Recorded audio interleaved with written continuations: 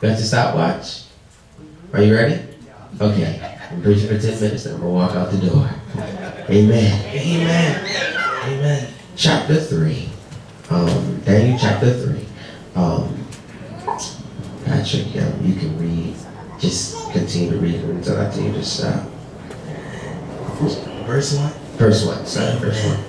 Nebuchadnezzar the king made an image of gold whose height was 60 cubits and its width 6 cubits. He set it up in the plain of Dura in the province of Babylon. And King Nebuchadnezzar sent word to gather together the satraps and the administrators and the governors, the counselors, the treasurers, the judges, and the magistrates, and all the officials of the provinces to come to the dedication of the image which King Nebuchadnezzar had set up. All right, wait. Hold on. Skip over. I don't have that much time. Amen. Skip over to 18. Verse 18. Amen. But if not, let it be known to you, O king, that we do not serve your gods, nor will we worship the golden image which you have set up. Then King Nebuchadnezzar was full of fury, and the expression on his face changed toward Shadrach, Meshach, and Abednego.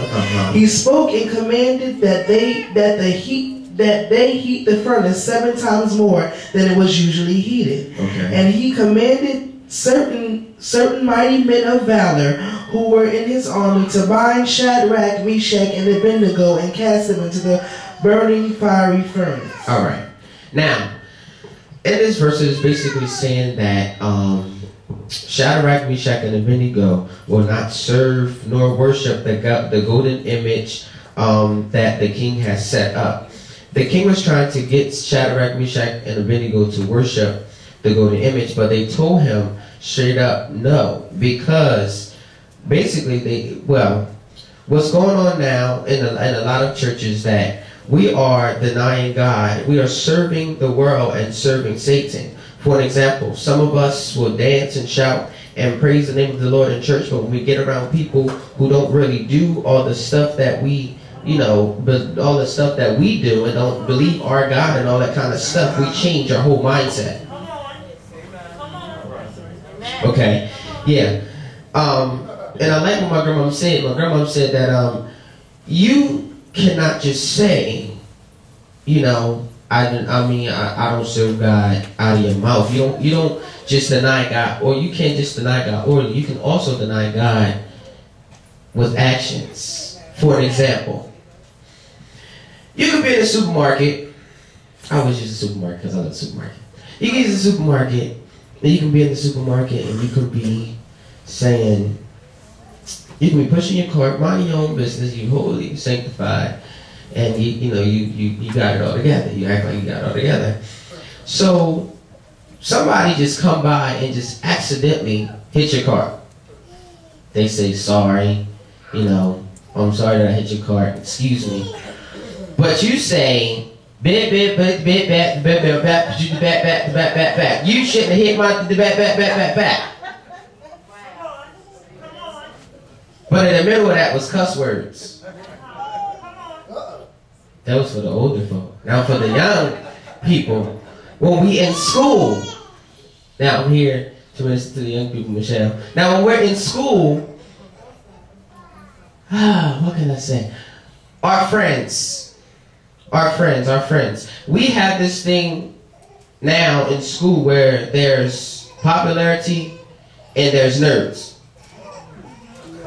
Hello? Where there's popularity and there's nerds. So a lot of people, you'll be amazed. I'll go to Chester High. You'll be amazed how many people go to church and shout and dance in Chester High. You'll be amazed. But it's only some of us that stands out. See, Shadrach and Meshach and Abednego, they stood out. They didn't do what the rest of the people done. They were different. A lot of us want to be like other people, but be like the wrong people. Am I right? A lot of us want to be like other people, but be like the wrong people. See, we put ourselves in places where we don't belong. When we know that we have the power to pray, when we know that we have the power to praise, when we know that we have the power to worship. Amen. Somebody come along, young people, and they say, okay, well, why do you do all of that? Why do you do this? Why do you do that? You say, well, some of us will say, well, my grandma made me go to church, so, you know, I really don't go to church. I just sit in the back, knowing you're the praise and worship leader. I really just sit in the back. I don't do nothing. I don't shout and dance, and you're the best shouter in the church. So why are you denying God? So why are you denying? Okay. So, continue to read. Continue to read. Amen. Verse 21.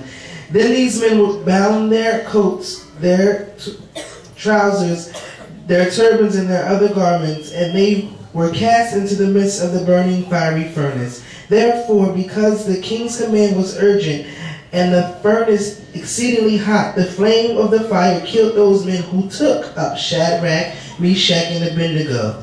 And these three men, Shadrach, Meshach, and Abednego, fell down bound into the midst of the burning fiery furnace. Then King Nebuchadnezzar was astonished, and he rose in haste and spoke, saying, his counselors, did we not cast three men bound into the midst of the fire? Wait, I think I let you go too far. Now King Nebuchadnezzar is mad. Is he mad? Is that what it said the word? He's mad. He heated up the fiery furnace and ordered three men to throw them in there. He was mad because they just would not worship the golden image.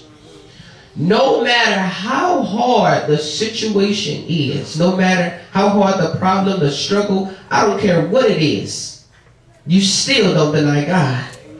You still don't deny God. See, now we know that if we was in this time and King Nebuchadnezzar heated up a fiery furnace, we'll be doing whatever everybody else doing. We're going to go in that fiery furnace. Talk about it, man. Talk about it. Okay. All right. What I like about this story is I keep saying this. They still didn't deny God. Even though they seen that fiery furnace heating up, they still didn't deny God. So they were thrown into the fiery furnace with all of their clothes on. Just because of them being faithful and not denying God.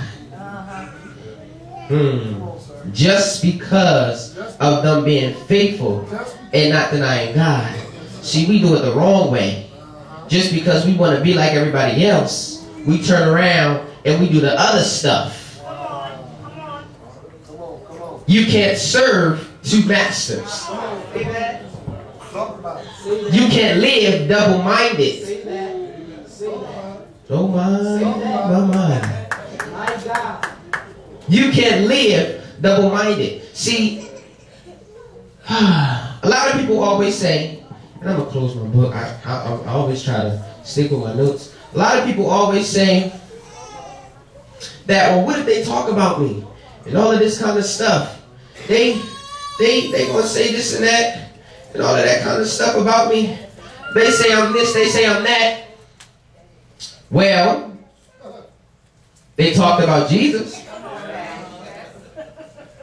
They talked about Jesus. And the Bible also says, touch not my anointed, and do thy prophets no harm.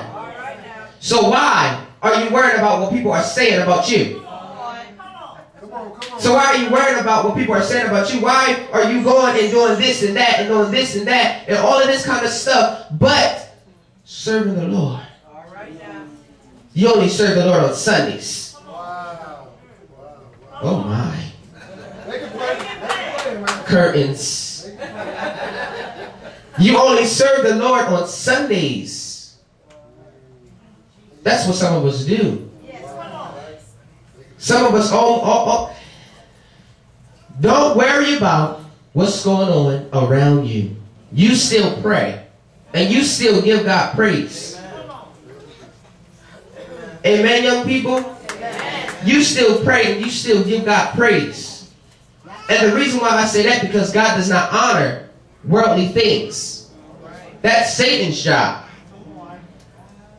You got to choose. Ye this day, it's in the word, whom you will serve. Hello? Choose ye this day whom you will serve. So I'm here to encourage you. And